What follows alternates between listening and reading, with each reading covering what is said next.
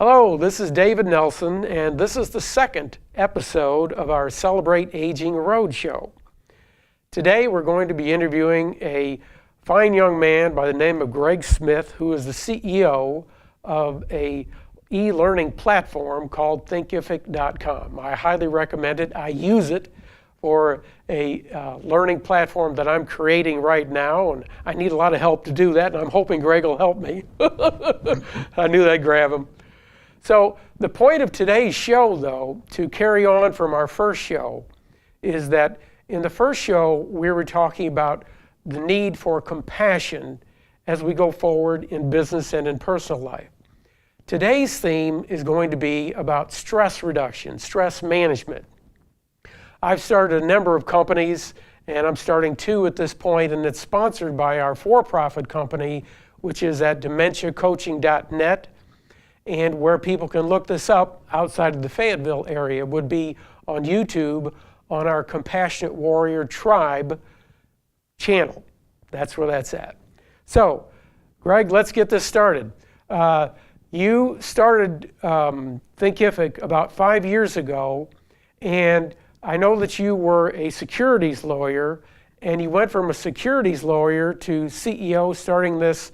And so tell us, please, what motivated you to want to do that? And since the theme is stress reduction here, and I believe my generation has a lot to learn from yours, okay? We're too tight. We're too uptight. And I did a show similar to this 21 years ago. I had a suit and tie, and good God, thank God that's gone. We're more relaxed. So what motivated you to take on the challenge of doing this, Greg?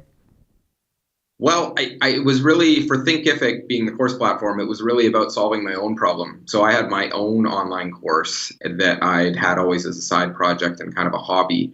And over time that grew into a real business, and the needs of it grew. And so we built our own platform for it. And then it became about helping others, because other people started reaching out, seeing what we'd done with that, and they wanted their own course platform to launch their own courses. And so they were asking to use our software. We hadn't built it in a way to share with them. But that really led to the idea for Thinkific of how can we take what we've created and do it in a way that everyone else can launch their own online courses and teach online easily. Mm-hmm. Cool. So what was your biggest challenge stress-wise when you started this? Because you started with your brother. And I've been involved with family businesses for 45 years. And we got some stories we're going to share on that, because I know you're one of 10 children. Yes, right? That's right. Yeah. Okay, so tell me about your brother and your relationship. How did you all separate? Who was going to do what? I can see a fight there. Yeah, it was interesting. I mean, I'd say the biggest challenge. So the funny thing is, I think like in a lot of businesses, when you get started, everything's easy. You get some quick wins early on. You're in the idea phase. Everything's fun and exciting, and that was a great period of time. And then we went through a period after that where you're not really sure kind of where you're going. I think Seth Godin has a book on it called The Dip, where you kind of get into this downward area. Where yes. Yeah. And you're not really sure if it's going to succeed or where you're going or if you're headed in the right direction. You're doing things, but you don't see enough results to sort of justify everything. And that to me was the sort of most stressful period of the whole business. Had some disagreements with my brother, definitely in there. We had some big arguments and stuff, but we were good in that we always managed to. We do Sunday dinners together every week as a family, like the whole family. So having that and staying strong on our personal relationship made things easier, but we certainly argued a lot in the business.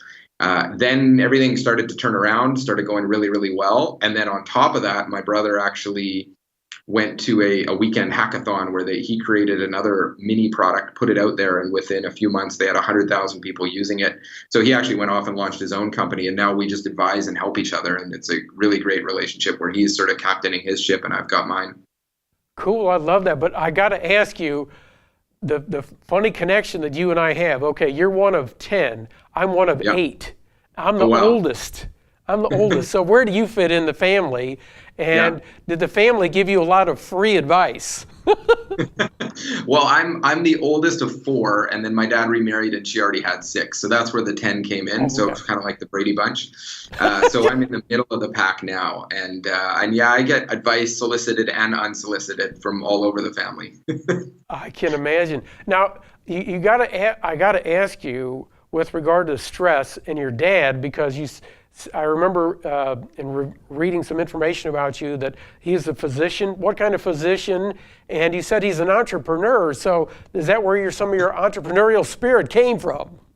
Yeah, definitely. He's a family doctor and an amazing one. And he's always had that entrepreneurial side. So even though he was practicing medicine, there was always something going on in the garage, whether it was building something from a new way of transporting people to a new way of farming to all sorts of crazy ideas. So I'd say a lot of that. And then just a ton of encouragement of you can do whatever you want. So definitely a ton of encouragement there. And looking at my family, I think of the 10 kids, my stepmom's an entrepreneur as well, has her own clothing business.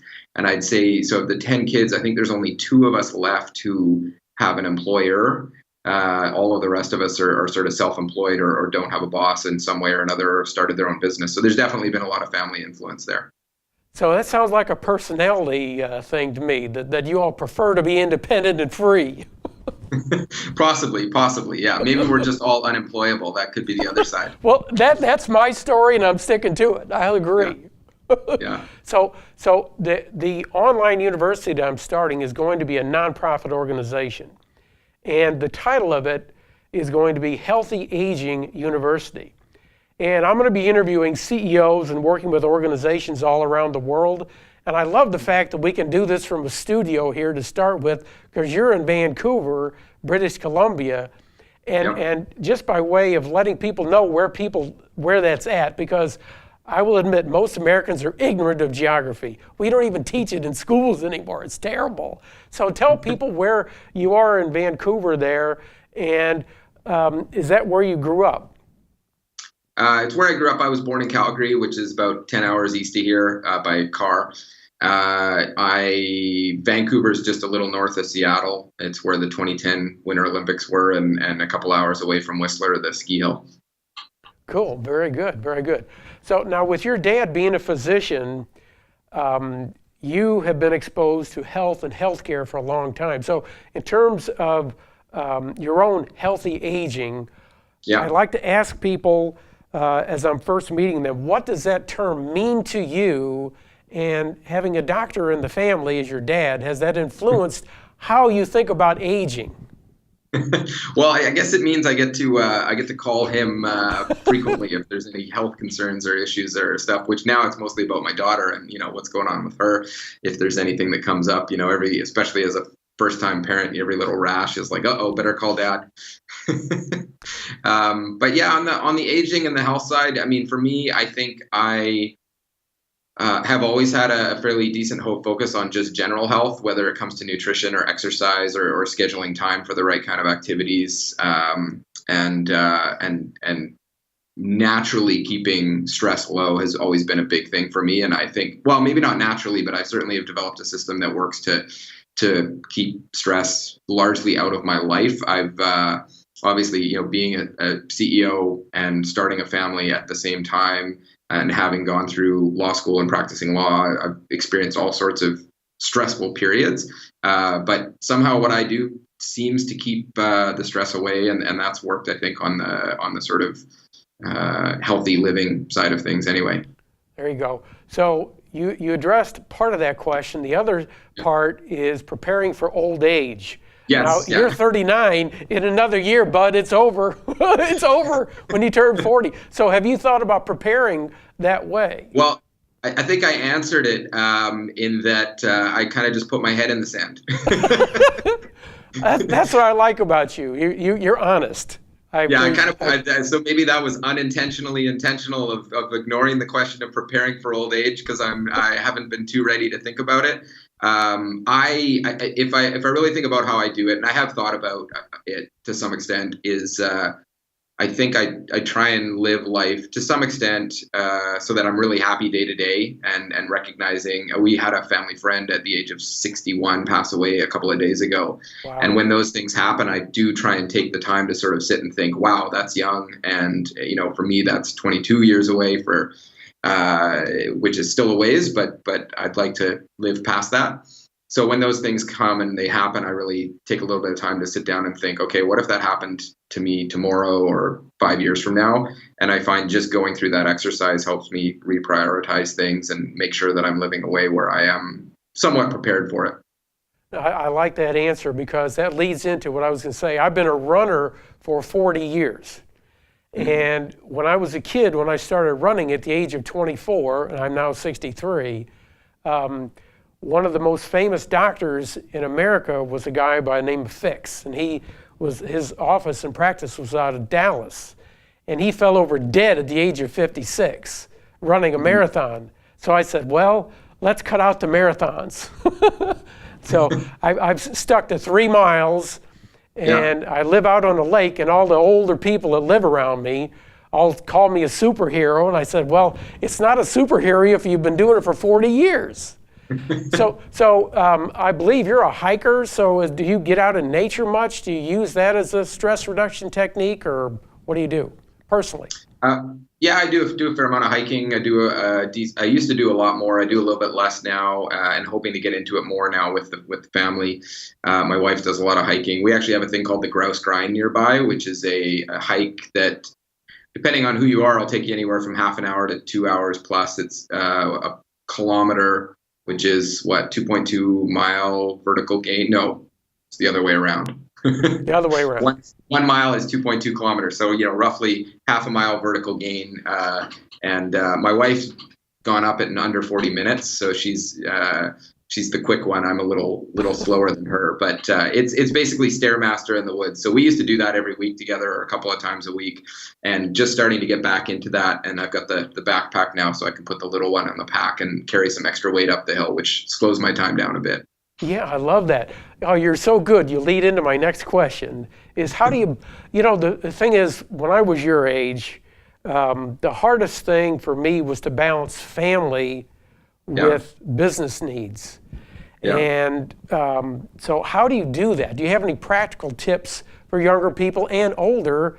Because the bottom line of starting this business, the for-profit end, is I'm used to leadership consulting and management consulting and that kind of stuff. I've done it for decades. But the bottom line for me, the stress is in the technology. It's all so new, just like it took us an extra 10 minutes to get you online on Skype today. So how do you balance the technology with the family, with your personal needs, and how do you set your priorities? Well, the first thing is priorities is establishing what they are, and then you schedule them first. So if you say that family is a priority, but it's not in your calendar booked like your business meetings, then it's probably not going to be a priority. So I actually have tons of time booked into my calendar in the mornings, in the evenings, on weekends that is actually pre-scheduled for family. And so none of my business stuff gets scheduled over top of it. So that's probably the easiest thing. And then as a general life balance principle, I've kind of arrived at the fact that balance is impossible. It's more of a fluctuating thing. So and especially when you want to throw, I think if you want to be really good at certain things, like for me, being a dad and a husband and being a CEO, I recognize that the balance of friends and the amount of time I used to spend with them, and even the amount of time I spend working out and other things in my life, are to some extent sacrificed. And that's a conscious decision that I just don't have enough time to be really good at all of those things. So I focus on business and family right now because that's sort of the stage I'm at in my life. I've got new kid, relatively new and only wife, and new and first and only, and good answers. And a relatively new business. So that's where I spend sort of like 90% of my waking hours, and the little bit that's left over I can spend with friends or working out or other things. But the primary focus, what's booked into my calendar, is business and family right now. There you go. Now, with all the things that you've got to juggle there, that leads into the next question about brain fog. Is that for me, ever since I was a kid in college, stress has been a huge, huge thing for me because I believe the vast majority of diseases comes from stress. So if you can reduce brain fog and keep that to a minimum, that helps you at least physically. And so, for example, in my regimen, what I teach people is what I call the fourfold way to healthy aging. mental, Yeah. physical, emotional, spiritual. And then money, you might say, is a 5. But the thing is, I've got a little plaque here. I hope you can read this. Yep. Success is not measured by what you have. It's about who you are and what you give. And what I add to that is what you give from the heart as a free service to help people who don't have the advantages that people like you and I do. So from that standpoint of stress and success, how do you balance that really? Because the outside world looks at you and says, oh, Greg, you're a CEO of Thinkific. You have this wonderful platform. You're making all this money. And I remember 30 years ago when I started my first company, all my friends came up to me and said that same thing. And I said, you don't know the bills that I have to pay. So how do you answer that when people say, oh, you must be making all this money, because you're not? How do you answer that? Well, the finances are pretty good. The growth has been great Cool. on the success side. But yeah, you're right. The bills are equally as large. And the reality is, the way I run a software company is I love to have, I make sure that we always have a huge buffer in the bank. But at the same time, I'm always spending as much or slightly more than what we're making every month, because we're in a growth phase. So it's not really, at this point, I pay myself less than most of my employees. And I love to tell them that, hey, you've now achieved the point where you make more than the CEO. I give out a lot of stock options, and I do try and spend everything we make and a little bit more, because we've got a nice buffer in the bank, which is great for long-term survival and growth, and also because I think we've barely scratched the surface of what we're doing. And then in terms of balancing that sort of personal mental health, for me, it's always been about I don't think I had this as a teenager, but pretty quickly as I got into university years, I somehow stumbled upon this idea of a very, very strong, positive internal dialogue of literally just looking in the mirror and saying positive things to myself. And at the time, it felt a bit cheesy, but it worked exceptionally well. And I don't do it quite to the same regiment that I used to. I think now it just sort of runs on autopilot in the background, where I have a very just general, unintentional now positive mindset about everything. And so a lot of things I think that would really stress a lot of people out don't for me, because I'm always thinking about, I guess you could say, really the bright side. And I found it's worked with even just sharing that advice with a lot of other people in my life. I know my wife, during mat leave, had a period where she wasn't super happy being at home and not being in touch with other people. And I kind of shared this with her. And within a few days, her kind of mindset on everything changed and was said, yeah, okay, I'll look at things a little bit differently. And so I found it works for others too. Yeah, absolutely. That's great. Well, to kind of switch gears, working with technology is actually good for your brain. You probably already know that. What advice would you have for boomers? Because that's my audience I'm going after immediately with regards to dealing with technology. Because I'll tell you, what I've decided is just pay young people to help me, and that's how we're getting this broadcast today. Yeah, that's one way, and I definitely see people do that, and it works well. The other is, and this applies to me and my generation as well, and I don't think it's not always a generational thing. I mean, I've got an uncle who's older and runs a high-tech software company, and what I see in him, and I'll say this, what I see in old people and young people that are good at tech and don't get stressed out by it, is that they have a total lack of fear of failure. They will just sort of touch and click on everything until they kind of figure it out. To see this in action, you just got to put an iPad in front of a 3-year-old, and they'll just start poking at it until they kind of get what they want, or something completely different. But they don't stop, and they just poke around, and that's really where I see the win being, in terms of being more comfortable with it. And sometimes you break things, but the reality is, with most tech, especially software, anything you break is recoverable, right? So I did delete my online course once I didn't, someone else did a long time ago, but so now we have safeguards and backups in place for everybody's courses for that kind of stuff. But yeah, just the total lack of fear to just poke around and try and figure things out, versus the other side I find, where people stop and say, hey, I'm gonna go and immediately ask for help with this, or tell me how to do it. And then the other thing for me is my go-to place for absolutely everything. If I can't poke around and find it myself, I just go ask Google. There you go. Well, there is a generational thing right there. Absolutely. Go to Yeah. Google. Well, one thing I will hand you a compliment on as we're kind of in the middle of this here that I really love about the way that your approach in terms of doing things is that you actually provide phone support for people. And I know for my generation, that's a big deal. And so what that showed me, and it's why I even decided to contact you and to work with you on this, because the bottom line for me is simple, is that when you're in business, you have to look at things with a 10-year plan in mind. Okay, this is something I've taught for 30 years. Look 10 years down the road. So what do you see happening with regards to yourself and your developing with your family, and then in relation to your business, because you have about 70 employees at this point, and I can tell you, the folks that I've worked with over the last number of years, as you grow, your problems grow. And by way of waiting for an answer, I see you smiling there.